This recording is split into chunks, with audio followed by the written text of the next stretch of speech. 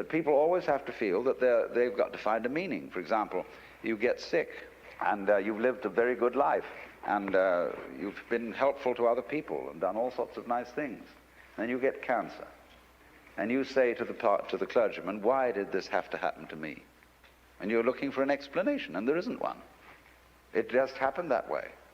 But people feel if they can't find an explanation, they feel very, very insecure. Why?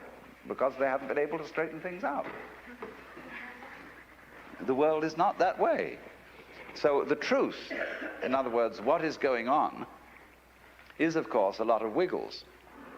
But the way it is always in relation to the way you are. So in exactly the same way, light is a relationship between electrical energy and eyeballs.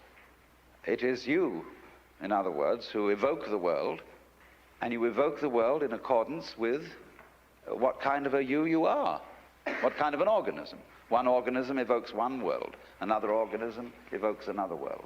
And so everything, reality is a kind of relationship.